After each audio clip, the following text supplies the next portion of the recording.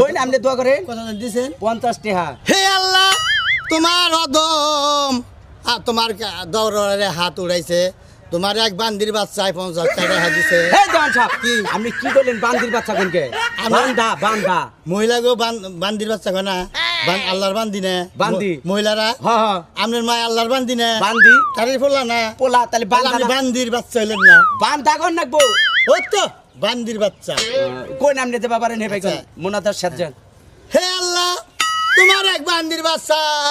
আমাকে 50 টাকা দিছে হে যদি 70 80 90 বছরেও না শিখতে পারে তার শিক্ষার তৌফিক দিও তারপরে জানি 100 বছর হইলে পারো যদি না শিখারে